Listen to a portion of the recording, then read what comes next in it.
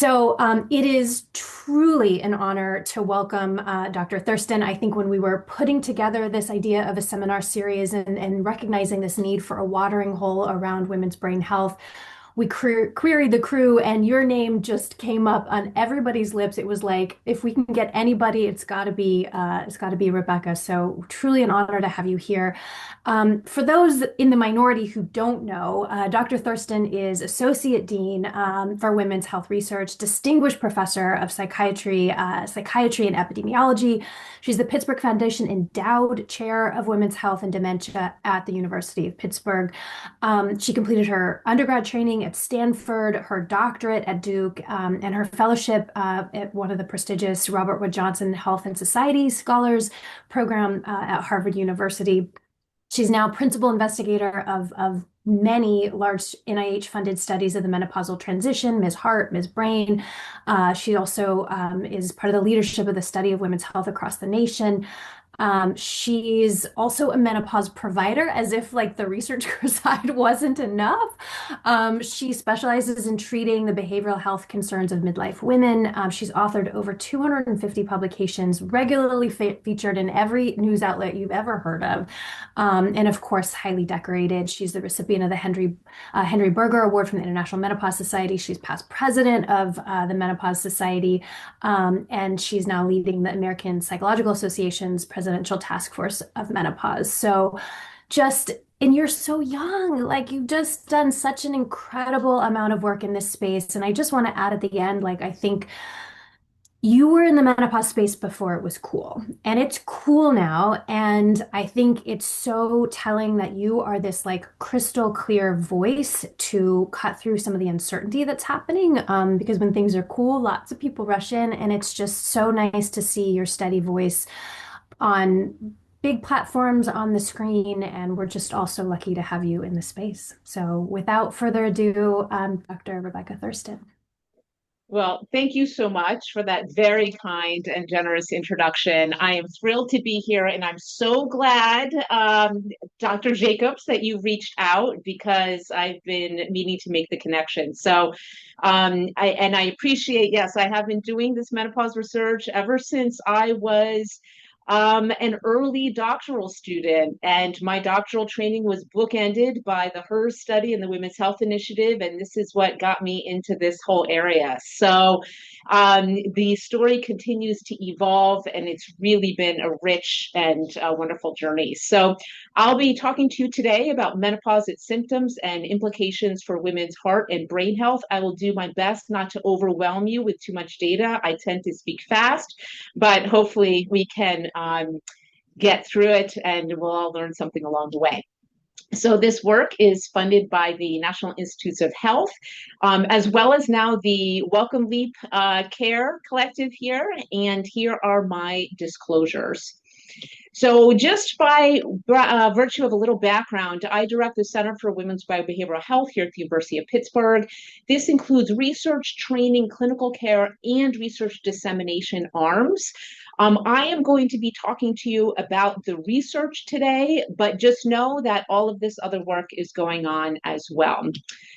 These are some of the research studies that we have going on in our center that I lead, including the study of women's health across the nation, where I'm PI of the Pittsburgh site, as well as the cardiovascular component of the study, the Ms. Heart, Ms. Brain studies. These two are in purple because most of the data I'm presenting to you today will be coming from these studies. But we also have our MenoBrain study, our new Welcome Leap Care work, and Brainstorm that I'll just be touching on briefly at the end.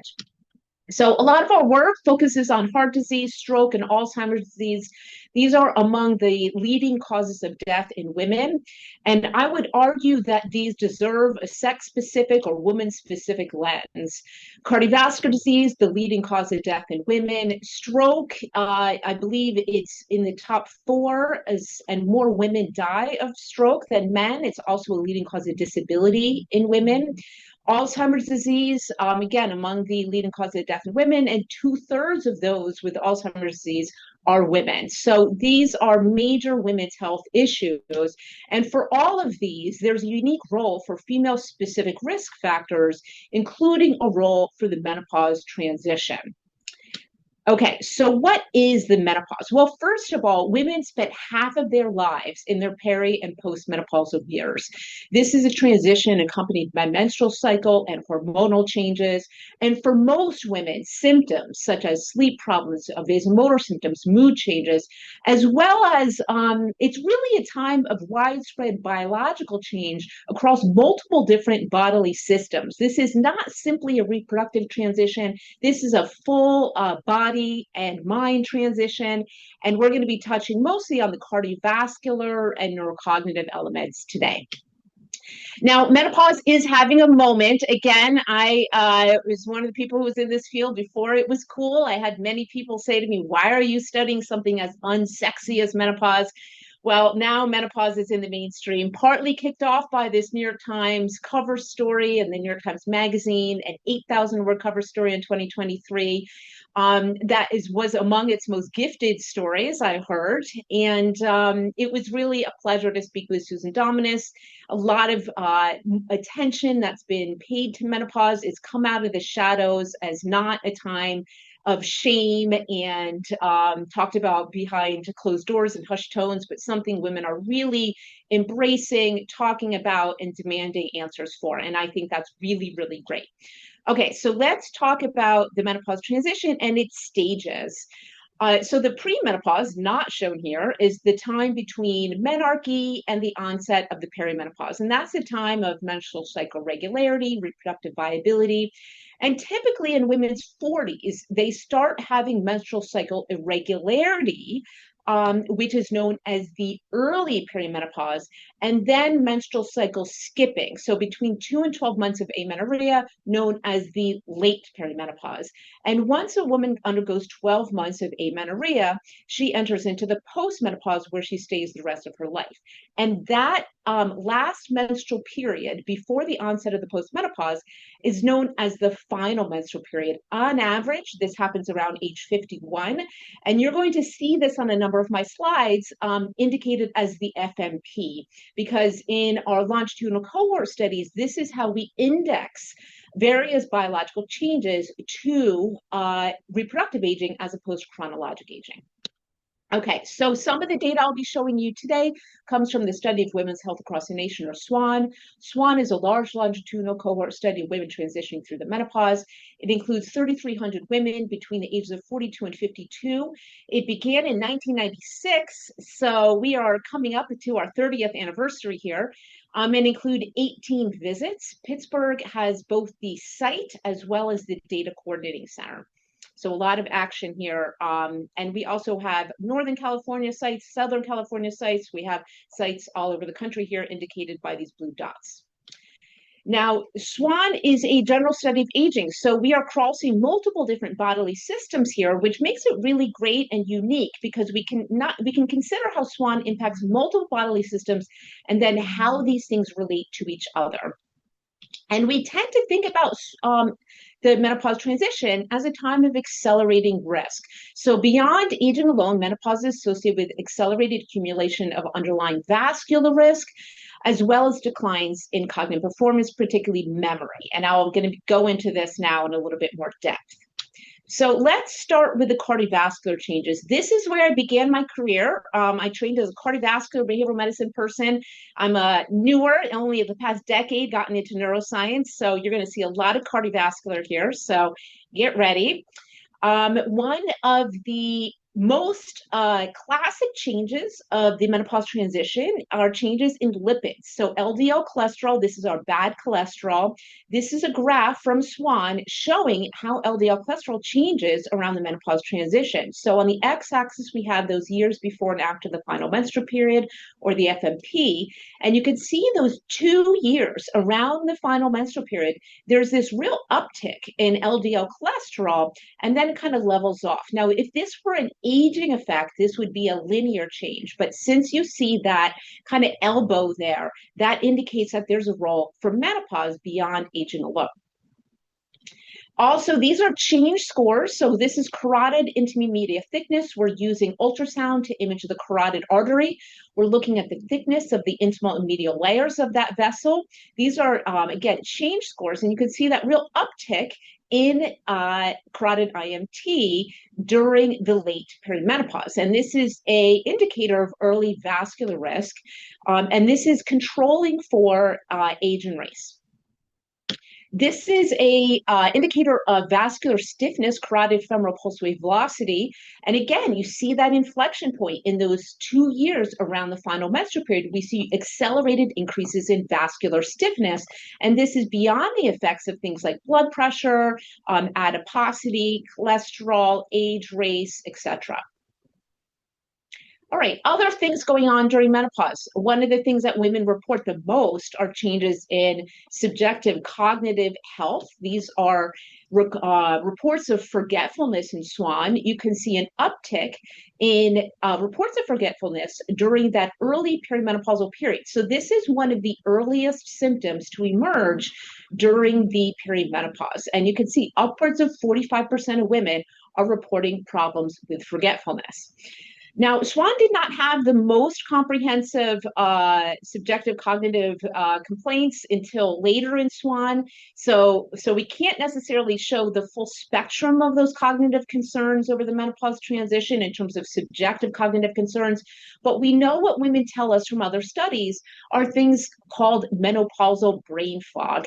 And this is a constellation of different cognitive symptoms, not only memory, but also attention difficulties, difficulty maintaining train of thought, distractibility, forgetting why you walked into the room, difficulty with task switching, and also difficulty with emotion regulation. And when you actually have women undergo neuropsychological testing, these are data from the Epidemiology aging study. This is work led by Neil Epperson, showing that you see declines in verbal memory performance during that late perimenopausal period, and potentially some bounce back during postmenopause, but we don't know for sure yet whether that occurs. And these are data from SWAN. I know this is incredibly overwhelming slides, so you don't need to know the details here. But what we saw were subtle decrements in processing speed, verbal encoding, and verbal memory that were greatest during the perimenopause and postmenopausal periods if women were taking hormone therapy, that possibly bounced back in the postmenopause, but we are not sure yet. So stay tuned. SWAN and the Panovarian aging studies are not the only studies to assess cognition longitudinally. This is a beautiful review put together by Pauline Mackey and Mia Weber, showing the multiple different studies that have assessed these various cognitive domains over the course of the menopause transition. And the X indicates that the cognitive domain was assessed, and the red indicates that you saw changes with menopause beyond aging alone. And you can see that clustering of red X's around verbal memory and verbal learning, and to a lesser extent, processing speed. Okay, so what is going on during menopause? Why would we be seeing these changes? Well, many of us tend to think about hormones. And these are the hormonal changes of the menopause transition. These are SWAN data. We assessed women's estradiol levels here in red. That's our most potent estrogen in the body that's secreted by the ovary. And the blue here is FSH. That's follicle stimulating hormone. That's secreted by the pituitary, trying to tell the ovary to develop a follicle, which will secrete estradiol. The ovary becomes non-responsive. And so you see that FSH saying, come on, ovary, let's go. The ovary is not responding. FSH rises dramatically and then levels off. And this happens most dramatically in those 4 years around the final menstrual period. Okay, so these are our classic hormonal changes. What this doesn't show you is this. So what you actually see when you subject these longitudinal estradiol and FSH data to a trajectory analysis, women are following different patterns. So you have the women in the green and the purple who actually have high levels of estradiol. That's upwards of 44% of women, and then a very dramatic decline either at the time of the FMP or shortly thereafter. And then you have the women in the red and the blue who have much more subtle changes. And FSH, you also have different degrees of rise as well. So this is something to just keep in mind, that not everybody is following precisely the same pattern. And actually, if you measure women month to month, their hormonal levels, which we did in the daily hormone study in SWAN, which is an ancillary study, you will really see these values bouncing around a lot, particularly during the perimenopause, which is why a single blood sample of sex steroid hormones during the perimenopause or gonadotropins is not terribly helpful, because there is so much bouncing around during the perimenopause. It's really a time of chaos. It doesn't really level off until the postmenopause. Okay, so again, the tendency when we think about menopause, many people think estrogen.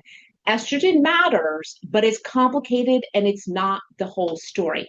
So in humans, there's estrogen receptors that are replete in the hippocampus, prefrontal cortex, as well as throughout the vasculature, including the vascular endothelium and the smooth muscles. And we know that removal of the ovaries or pharmacologic suppression of the reproductive axis, you do see declines in verbal learning and memory, as well as endothelial dysfunction, which oftentimes can be restored with supplementation of estradiol. This may or may not be quite a parallel situation with natural menopause. There's a lot more going on, and the story is not so simple, particularly with respect to adding back estrogen. We know for our randomized controlled trials of hormone therapy for cognition and cardiovascular health has neutral effects, such as in the KEEP study, or even adverse effects, particularly for older women and certain types of progesterone that we see with the Women's Health Initiative, HERS, and some other studies as well. So caution, even though estrogen matters for the vasculature in the brain, it's not a slam dunk that just adding it back for naturally menopausal women is going to reverse all of these things. The exception is in early or premature menopause or bilateral oophorectomy. I'm not going to go deeply into hormone therapy today. I'm happy to talk about it because it's a lot. It's in the news. It's on the lips of many people. I did just publish a viewpoint on the swinging pendulum of menopausal hormone therapy and our cultural approaches to it in JAMA Internal Medicine literally 2 months ago. So I'll direct you there, and then we can talk more after the talk if you want to talk about hormone therapy. But if you remember anything from my talk, it's that menopause is more than hormones. Okay, what else is going on? Let's talk about vasomotor symptoms.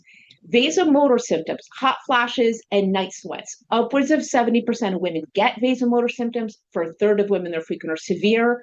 We used to think these things lasted 4 to 5 years around the final menstrual period. They last for 7 to 10 years for moderate to severe vasomotor symptoms, and much, much longer for milder symptoms. They peak in the late perimenopause and early postmenopause. These are SWAN data. And African-American women are the big winners here, but we studied 5 different racial ethnic groups in SWAN, and the majority, upwards of 50% of all of those groups, experienced vasomotor symptoms. So this is a very common experience. Women follow different patterns. Not all women have them at the same time.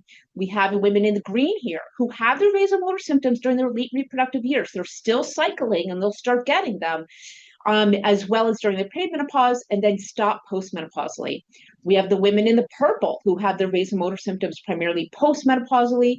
We have the women in the blue who have a little blip right around that final menstrual period. And then we have the women in the red.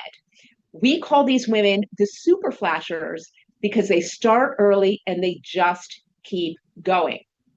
That work was picked up by the New York Times because it really challenged much of what we thought we knew about vasomotor symptoms as just these things that women should just suffer through, get through, time-delimited events. For many women, they go on and on.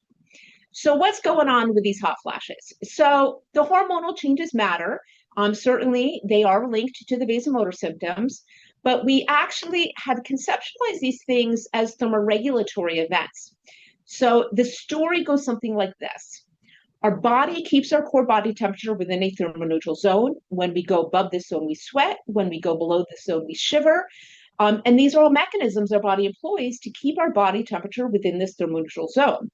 There's some early data from Bob Friedman and others showing that this thermoneutral zone was very narrow. You get small perturbations in body temperature, for example, over this zone, and a profuse heat dissipation event in the form of a hot flash, and oftentimes an overshoot and shivering to follow. So really indicating this thermoregulatory instability is what hot flashes represent.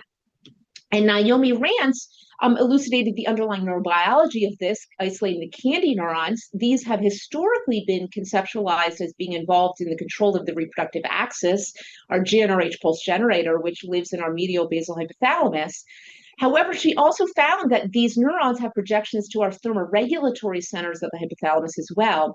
And our newer class of agents, neurokinin 1, neurokinin 1,3 receptor antagonists, neurokinin 3 or neurokinin 1,3 receptor antagonists, both FDA approved, one by Bayer, one by Astellas, have been shown to be quite effective in treating vasomotor symptoms by going after this neurobiology, further validating that that's part of the story here. Okay, so we know these hot flashes are important for mental health, sleep, quality of life, but we didn't necessarily think they meant anything for physical health. Now, there was lesser known post hoc analyses from the Women's Health Initiative and HERS studies. These are both some of our big hormone therapy trials for the primary, secondary prevention of heart disease. Both showed increased risk of heart disease with use of combined estrogen and progesterone and PA. But what they also showed was that VMS was a modifier of the relationship between hormone therapy use and cardiovascular disease events. And for the WHI, the older women, which indicated that it was the women with the vasomotor symptoms who are most at risk. And we then asked, what is going on with the underlying vasculature of these women with vasomotor symptoms? Are these in part telling us something about women's vascular health? And if it is this all about hormones? All right, so we started this using subclinical cardiovascular disease measures. So what are these things? I mentioned IMT early in the talk, and I'm going to delve into a little bit more here. We're using ultrasound to measure the vessels. One of the earliest signs of cardiovascular disease is endothelial dysfunction. The vascular endothelium is this single cell layer lining the vessel, very important to vascular tone and health, and very sensitive to estrogen, which is why we started there. One way that you measure the vascular endothelium is something called flow mediated dilation. Lower here is worse. Later on, you're going to start seeing some changes and remodeling in the wall of the vessel. You can measure this with carotid intima media thickness. Higher there is worse. Later, you start developing plaques in the vessels. And then later, those plaques will calcify and then you can use something called coronary artery calcification. And we'll also mention that this carotid artery that we measure for carotid intima media thickness and carotid plaque is what feeds the brain. Okay, so first we'll show you some of our data around hot flashes in FMD. Lower here is worse, indicates endothelial dysfunction. We found, this is way back in 2008, that women with more vasomotor symptoms had lower FMD, or poor endothelial function. Not explained by cardiovascular disease risk factors, not explained by endogenous estradiol. A couple years later, this is SWAN data. Women who reported more hot flashes had higher IMT and a dose-response association. Not explained by cardiovascular disease risk factors, not explained by endogenous estradiol. Okay, however, SWAN is great. It's a large epidemiologic study. However, it doesn't have the fullest resolution when it comes to our measures of hot flashes. It gives you questionnaires that women will report their hot flashes over the past 2 weeks. We know we can do better. We have physiologic hot flash monitors. We have hot flash diaries that women can report prospectively throughout the day. So we then leverage the power of these wearable technologies and ecological momentary assessments to assess women in their home environments. And that's when we set up the Ms. Hart study, where we recruited in Pittsburgh 300 women, half with hot flashes, half without, between the ages of 40 and 60, free of cardiovascular disease, not taking hormone therapy, not taking SSRIs, non-smokers, free of many cardiovascular medications, so quite healthy. They underwent a series of different assessments, including ambulatory hot flash monitoring, a hot flash that comes out of our monitors right there in the middle of the screen. That's what it looks like. We also give them electronic diary to carry around. We also measured EKG and impedance cardiography in these women.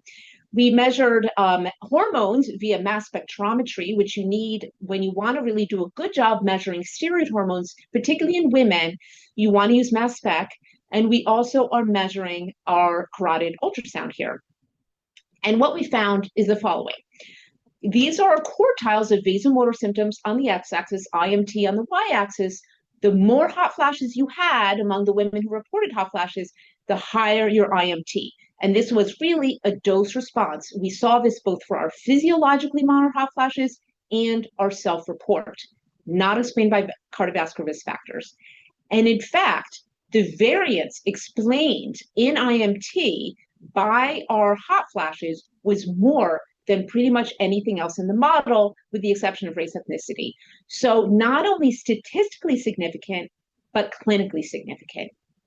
These women were on average about 55 years old, low cardiovascular disease risk. However, we did see also carotid plaque in about half these women. And similarly, the physiologically measured hot flashes showed a dose response relationship with carotid plaque. Okay, so we used a lot of subclinical cardiovascular disease measures. Those women were in their 50s.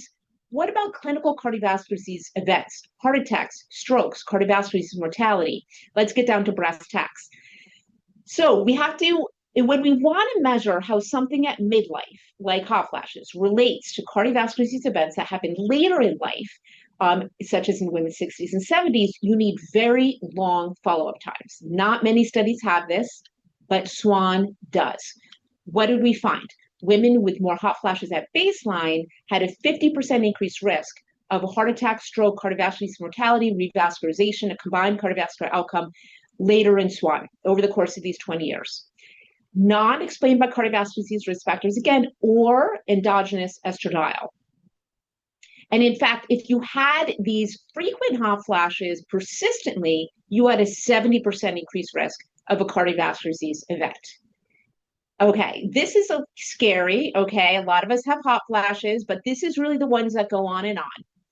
What are these mechanisms? What could possibly explain it? Well, we did a deep dive into these cardiovascular disease risk factors. All of these things track with the hot flashes, but they do not explain the relationships between the vasomotor symptoms and the cardiovascular disease events. We also hooked women up to a 24-hour EKG. This way you can get at cardiac vagal control. So what is that? This is measuring parasympathetic nervous system over heart rate. Lower here is worse and associated with increased vascular risk. And in this analysis, we did a minute-by-minute analysis. So we had these objectively measured hot flashes. We had minute-by-minute RSA, lower is worse here. And then we found acute decreases in heart rate variability or cardiac vagal control acutely during the hot flash as compared to the periods preceding and following the hot flash. This is when women were in their home environments. We saw it during wake, we saw it during sleep, we saw this whether or not the woman reported the hot flash. We saw it whether a woman even knew she was having hot flashes. We've now replicated this 3 times. This is maybe part of the story, but it is not solely explanatory. It does not fully explain the relationships between hot flashes and vascular risk when we plug this into the model.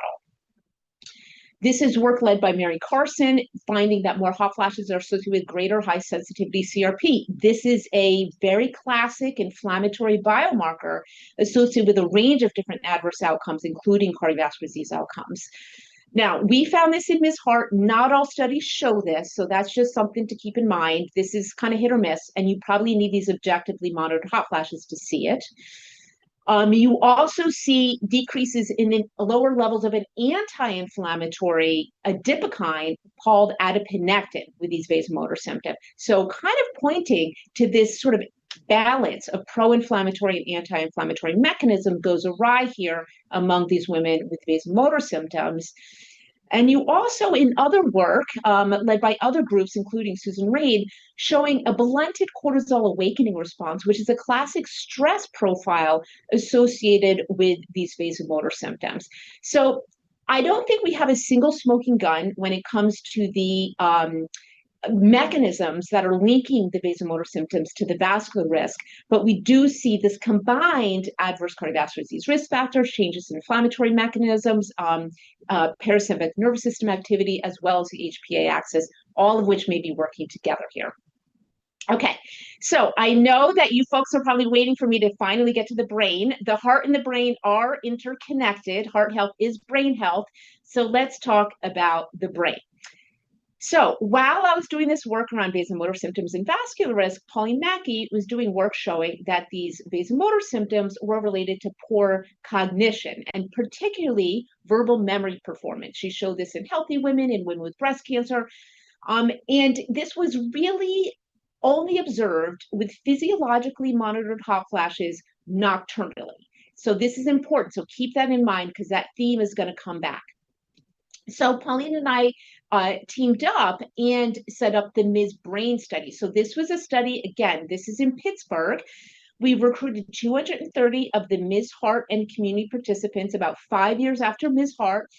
They completed the Ms. Heart protocol, including wearable hot flash monitors, vascular imaging. We measured their sleep via wrist actigraphy.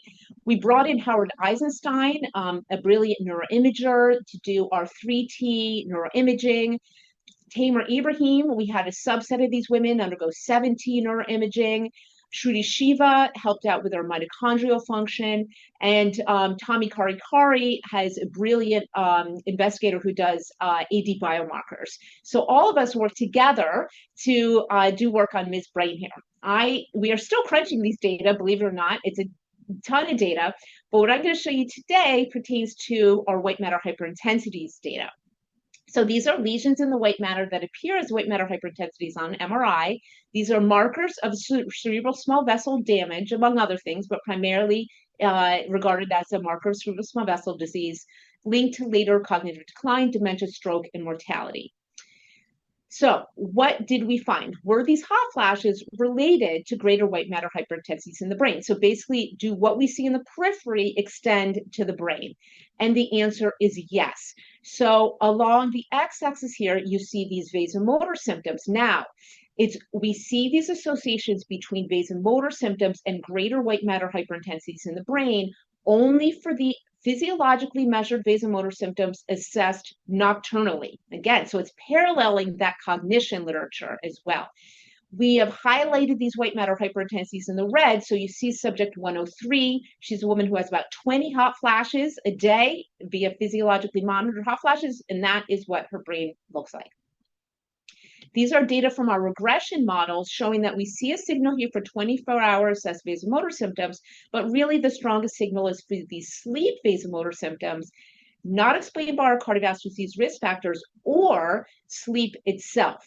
And you see when we look at where these white matter hyperintensities are located, you see the strongest signal here for our frontal white matter hyperintensities, which are some of the first to emerge. And this happens, these women were on average about 59 years old, so pretty young. Okay, so did IMT explain these relationships between the hot flashes and the white matter hyperintensities? The answer is no, but we did see a signal that IMT was related in and of itself to the white matter hyperintensities, but only for women who are ApoE4 positive, indicating that these women who are ApoE4 positive, their brains may be particularly vulnerable to these vascular insults, particularly when you're looking as early as midlife. Now, we also looked at our circulating AD biomarkers, finding that women who had more objectively measured sleep vasomotor symptoms had lower A beta 42/40 ratios, which indicates it's a marker of circulating amyloid. So we're looking at both kind of these vascular mechanisms as well as these amyloid mechanisms. And this is work done in collaboration with Tommy Karikari here at the University of Pittsburgh. Okay, so this work was picked up by CNN because these hot flashes, previously regarded as these benign incidental events, we do see linked to adverse vascular health in the periphery, in the brain, as well as circulating amyloid as assessed by AD biomarkers. Okay, so lots about hot flashes. Those are not the only thing going on during menopause. We also see a lot of sleep problems. Upwards of 50% of women are going to report sleep problems during the menopause transition. This is a major issue, a huge impact on women's quality of life and their mental health. And these are SWAN data. We can see that as you follow women compared to herself, you will see she has an over 2.5 increased likelihood of reporting sleep problems during the menopause transition. And this is not all about hot flashes. This is data that are adjusted for hot flashes as well as endogenous estrogen levels. So this is an important piece of the puzzle about what is happening to women during menopause. So toggling back to our Ms. Hart study, we have measures of risk actigraphy. Now, this provides an objective measure of sleep or wake status. So you don't rely on self-report here, which we like, because it's really hard to adequately report or accurately report what's happening when you're sleeping. Okay, so we're going back now to look at some of our vascular health measures. And what we see is that women with shorter sleep have higher carotid plaque. That is a bad thing. We don't like to see carotid plaque. And in fact, they have high plaque scores, so greater than equal to 2. These women over in the left-hand corner here are sleeping 5 or fewer hours of night. And they show 40% of them are showing high carotid plaque. Those women think that they are sleeping 6 hours a night. So if a woman comes to you, says she's sleeping 6 hours, if she's perimenopausal, she is likely sleeping 5. This is showing subjectively reported sleep problems. Higher here is worse. These women also show greater carotid plaque. More interrupted sleep, so poor sleep efficiency, we are seeing a more pro-inflammatory profile, so indicating a sort of mechanism here, higher interleukin-6, which is a measure of circulating inflammation, as well as von Willebrand factor antigen, which is a measure of endothelial dysfunction and inflammatory, sort of a combined inflammatory endothelial marker. So this is an important part of the process when we're thinking about this interrupted sleep that many menopausal women are experiencing. And that waking during the night is a classic type of menopausal phenotype, which I'll get into in a second. Okay, so I mentioned that this was not all about hot flashes, but let me give you some data. So first of all, are the hot flashes waking women up?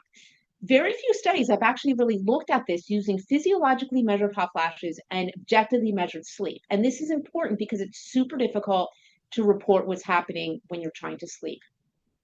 We did a minute-by-minute analysis lining up those hot flashes with those awakenings. And indeed, we see that those hot flashes are accompanied by awakenings. And most of the hot flashes that we observed overnight were accompanied by an awakening. Now, interestingly, the awakening preceded the hot flash by about a minute or so. And this is something that women will report subjectively a lot. They will wake up and then have a hot flash. We don't know why, but that seems to be the chronology of events. But nonetheless, the hot flashes were driving about 33% of the awakenings overnight. So they're not the sole thing driving awakenings, but they are a big part of the puzzle.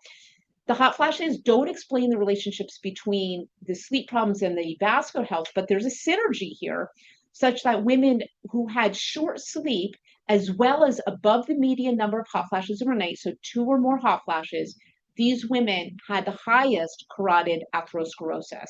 So when we think about sleep, when we think about hot flashes, these things both matter, and they, in fact, may synergize. Okay. What's going on with our clinical cardiovascular disease events when it comes to sleep? We just published these data last year. And what we did was characterize the trajectories of sleep problems over the course of the 15 years of this SWAN study. I want to direct your attention to the women in the red. 23% of the women had persistent insomnia symptoms over the course of the SWAN study. So they were having sleep problems 3 or more nights a week. These women had a 70% increase in attack, stroke, cardiovascular disease, mortality, revascularization over the course of the 20-year follow-up period. That is adjusted for standard cardiovascular disease risk factors, education, race, ethnicity, etc. And the single cardiovascular disease events that was most strongly related to these poor sleep, these sleep insomnia symptoms was stroke. Women with persistent insomnia symptoms had a doubling of the risk of stroke. This was not about sleep apnea. We measured for all symptoms of sleep apnea that we could get our hands around, and that did not seem to be the story. So really cerebrovascular risk here with persistent sleep problems. And again, this was just published last year in Circulation, so you can find it there. Okay, so what else? Toggling back to our Ms. Brain study, we also saw that these women who had more waking during the night, as measured via risk actigraphy, these women had more white matter hyperintensities in the brain as well. This is above and beyond the sleep vasomotor symptoms, as well as our standard cardiovascular disease risk factors. So this is all to say that these vasomotor symptoms and these sleep problems independently and potentially synergistically are important when it comes to women's cardiovascular health and brain health.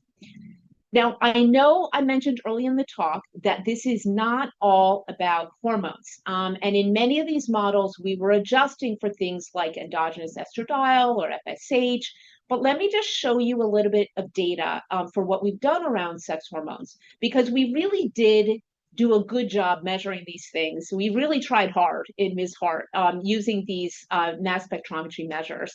So using mass spec, we measured estradiol, estrone, and testosterone. These are all steroid hormones. Estradiol is secreted by the ovary. Estrone is secreted by body fat primarily, and testosterone by the ovary as well, the corpus luteum. Neither estradiol or testosterone were related to any of our vascular measures, FMD, IMT, plaque. There was a little bit of a signal that estrone, that estrogen, weaker estrogens created by body fat, was associated with slightly better endothelial function as measured by FMD. And interestingly, when we looked at the white matter hyperintensities in the brain, after adjusting for BMI, estradiol was not related to BMI, but estrone was, or excuse me, related to the white matter hyperintensity. So we see that higher estrone was related to lower white matter hyperintensities in the brain. And the women with the lowest estrone over here in the right, we saw that those women had the greatest white matter hyperintensities. This is independent of the hot flashes. We also saw a signal for FSH, but that did not persist when you adjusted for hot flashes. Okay, so the estrogen, or excuse me, hormones may matter. They also are part of the story, but we have to think beyond estradiol and start looking at some of our other steroid hormones, including estrone. Okay, now I would be remiss if I don't mention mood. I'm not going to go deeply into this, but mood changes are happening during the menopause as well. We see in SWAN a doubling of the odds of depressive symptoms over the menopause transition. In SWAN, we also, in the Pittsburgh site, had skids that we administered over the course of the menopause transition, showing that you have a quadrupling of the odds of a major depressive episode. During the menopause transition, you are at greatest risk if you've had depression in the past. But over half of the women in SWAN showed evidence in the Pittsburgh SWAN site of at least major or minor depressive episodes during the menopause transition. For many of these women, this was recurrent. And there's a very large literature that links depression to women's heart health and brain health. Here's just some data from SWAN showing that the women with recurrent depressive episodes had greater coronary artery calcification as well as carotid plaque, indicators of vascular risk, and again, a large literature on depression and dementia risk. So just know that these mood and psychological changes are probably an important part of the story as well. But in actually our data, the thing on the psychosocial end that emerged to be most potent was really interpersonal trauma. I could give an entire talk about our trauma work. I'm not going to do that out of the interest of time, but just show you a couple highlights or lowlights, shall we say, that we found that women with a sexual assault history had greater carotid plaque in Ms. Hart, that baseline, Ms. Brain 5 years later, as well as a fourfold odds of greater carotid plaque, as well as accelerated plaque progression over the midlife period. We thought we'd see regression to the mean. We did not. These women are on a fast track to greater vascular risk. I know when we think about interpersonal trauma, oftentimes we think about child abuse. That is important. We saw that signal in our data, but we cannot forget about women's interpersonal and sexual trauma experiences as they age. We also saw in SWAN that women with an intimate partner violence history had a doubling of the likelihood of having, or doubling of risk of a cardiovascular disease event over the subsequent years, mediated by the elevated blood pressure in these women. This was primarily emotional intimate partner violence, not physical intimate partner violence. We also found that women with a sexual assault history had greater white matter hyperintensities in the brain as well. So this extended to the brain. This was not about head injury. So none of these women had a history of head injury. So very important. This interpersonal trauma is also a part of this puzzle. These women are having greater vascular risk in the periphery and in the brain, as well as they have more objectively measured hot flashes, particularly those women with a sexual trauma history, particularly for nocturnal hot flashes. So these women have a more symptomatic menopause and a more accelerated course of risk over the course of the menopause transition. Just something to keep in mind as in terms of what patterns women's health during the menopause transition. Okay, so what is going on right now in our lab? So we have the SWAN data. We have submitted our renewal application. We are waiting eagerly to see our score. So stay tuned. We hope to continue to follow these women over time. The Ms. Heart study, or excuse me, Ms. Brain has been renewed, and we are actually wrapping up data collection for the Ms. Brain 2 study, where we've brought 110 of these Ms. Brain participants back. We've assessed them twice this time, included measures of vascular stiffness as well as 7T MRI. This is one of our beautiful images that come out of our 7T MRI scanner. And this is work done in collaboration with Tamer Ibrahim, who's a wonderful bioengineer that gets us these beautiful images.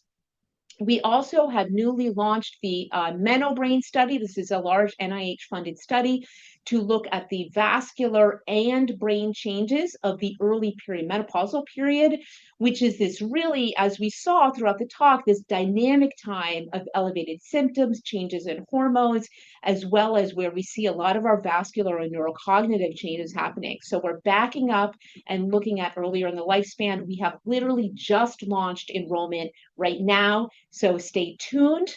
Also, we have our Welcome Lead Care initiative, where we've integrated a lot of novel blood-based biomarkers into all of these ongoing studies. Okay, so in summary, menopause is an understudied yet universal multi-system transition. All women will go through it who live long enough, as well as some of our non-binary and trans friends as well. This is a critical time for women's cardiovascular and brain health. It's a period of accelerated risk when it comes to vascular risk, neurocognitive risk, we think.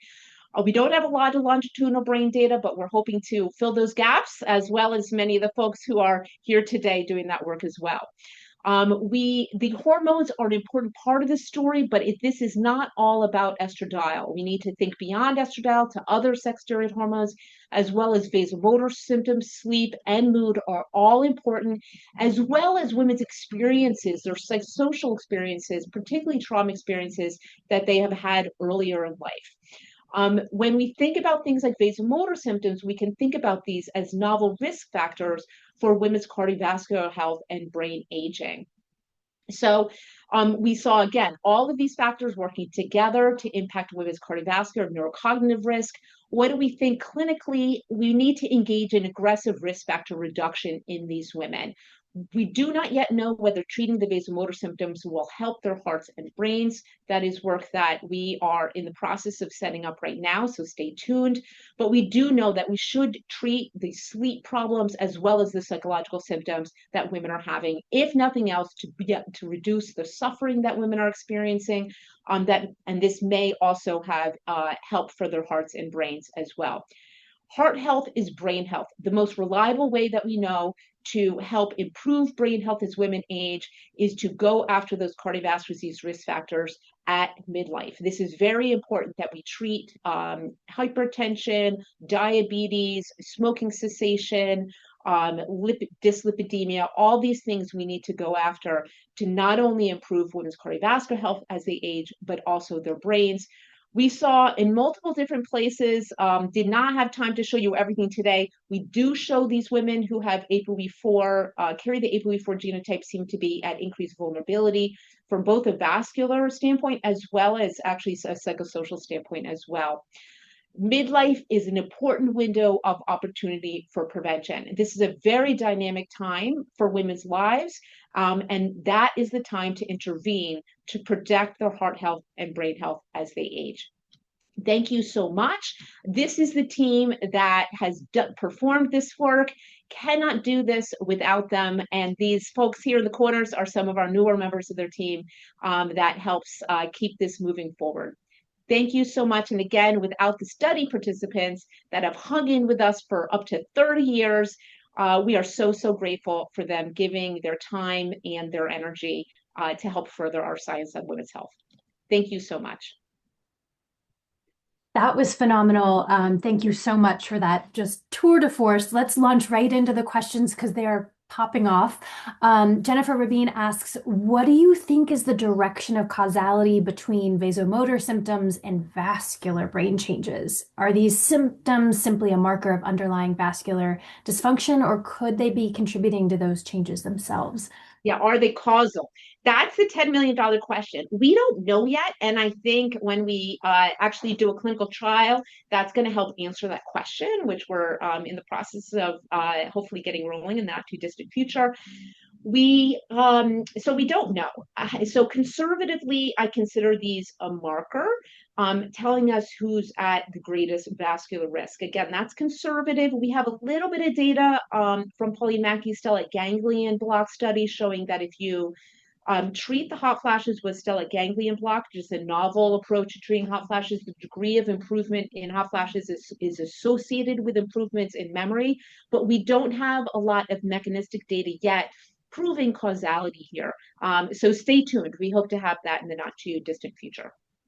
Actually, I have kind of a related question, which was about exercise. So I know you controlled for BMI, but did you also control for exercise? Because from what you were discussing, things like immune dysregulation, hormone health, cardiovascular, everything is sort of related, right, to exercise. So do you know of studies or are you working on studies that are using exercise as an intervention, or did you use it as a covariate to see if it had a causal link? Yeah, you're speaking my tune. I started my work as earlier as cardiovascular behavioral medicine person, and that was one of my earliest pitches for my dissertation was an exercise intervention study to manage hot flashes. And we know that the exercise actually, unfortunately, does not help manage women's vasomotor symptoms. It actually at least, so the Ms. Flash study looked at that as a way to monitor control hot flashes. It doesn't work. However, could it mitigate these vasomotor symptom or other adverse changes of the menopause transition? Maybe. We controlled for exercise, habitual exercise. Now, self-report measures are not the best. But maybe, I mean, it's certainly an important thing that women should be doing at midlife, nonetheless, to improve their heart health and brain health. Can it buffer? Possibly. But right now, the data don't necessarily point in that direction. Joy has a broader question, which is timely, given some recent developments. She's asking about the FDA black box warning removal for prescribed treatments. What are your thoughts on that? Yeah, well, that was really a surprise, shall we say, how that happened. So as you know, I've been very involved with the Menopause Society for a long, long time. And when I was sitting on the board and when I was president, we were working hard to get that black box warning removed from vaginal hormone therapy because we had the black box on topical preparations, which didn't make sense because those are not really systemically absorbed. So we had been pushing for a long time to have that black box warning removed from topical hormone therapy. However, the FDA went a bit further and removed it from all systemic hormone therapy. Now, I think that as long as the risks are very clearly articulated, the risks and benefits to women, it's okay. It just needs to be elsewhere in the packaging that women are aware of the potential risk. I think what I maybe have a little bit more hesitation around is the commentary around that hormone therapy is universally protective for women's hearts and brains. That our current clinical trial data do not support that kind of message. And we have to think about that in a much more nuanced way. Right now, we're not necessarily thinking about hormone therapy as something to prevent heart disease and dementia, but it's very, very important for helping women manage those symptoms. However, it's also not the only answer. So when we think about treatment for treatment for menopausal concerns, we oftentimes equate menopause care with hormone therapy. And menopause care is much larger than that. There's many more tools in the toolbox. So that's something to keep in mind. And we need to think about hot flashes, sleep problems, mood changes, all differently. One drug can't do all of the things to improve women's quality of life and prevent disease later in life. Important tool, hormone therapy is, but it's not going to be able to do everything. Yeah, it's been so interesting to hear the commentary around the Women's Health Initiative and, people maligning it. And I always like to say that I think it was designed to ask a different question than how people like to interpret it. And that's not a fault of the study, it's just a difference, right? I think that now seeing sort of this renaissance of the use of hormone therapy is great on one hand, but I'm sort of in your camp, which is that like we need data. We cannot jump to conclusions. We have to have the data, and in some cases, that data does not exist yet. And we have. Mm-hmm. Yeah, and I think where I kind of go into this in that commentary, people who didn't live through the 80s and 90s maybe don't know the historical context in which the Women's Health Initiative came about. I started my career in the 90s, and we thought that hormone therapy prevented all that ails women. We were giving it post MI to women. Put it in the water. Yeah, we were putting in water. We thought it was unethical to not randomize people to placebo. That was a big, so the Women's Health Initiative was really important for reining in this idea of hormone therapy as a panacea. However, then it swung into the poison territory. And I think about it as a medication like any other medication. It has risks, it has benefits, as indications, it has contraindications. It's not the fountain of youth, but it's also not a poison. So it's really important to treat it like any other medication. And it can't do all of the things we want it to do, but it does do some important things. It helps preserve bone health over the course of the menopause transition. It treats those hot flashes very effectively. For many, it's very important for topically for maintaining your vaginal epithelium.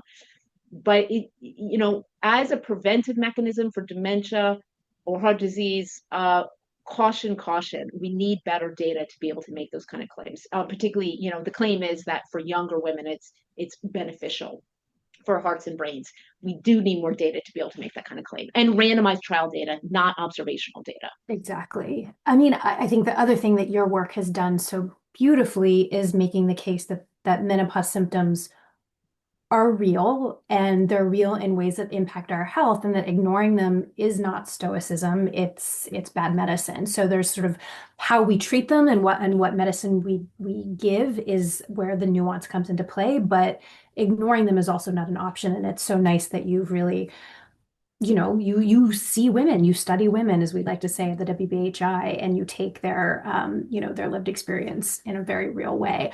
I think we have time maybe for one more question. There's so many that are coming in, so hopefully you guys can reach out to Dr. Thurston yourself. Somebody asks, what do we know about vasomotor symptoms in younger ages related to loss of ovarian function? So, maybe in the case of like a early surgical menopause or. Yeah. Well, also women get hot flashes. I have one paper that talks about pregnancy, peripartum. Women can get hot flashes as well. And we don't understand them that well and what they mean for women's health. Women will get very severe hot flashes if they have bilateral oophorectomy when they're young. You get a very abrupt change in your hormone profile.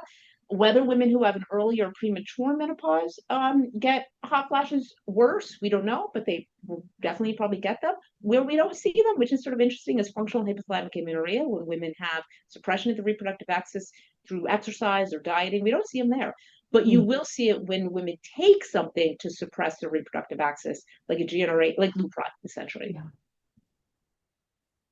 So much happening in the realm of menopause science, and Dr. Thurston is at the forefront. So follow her wherever you get your news, LinkedIn, Blue Sky, Insta, wherever.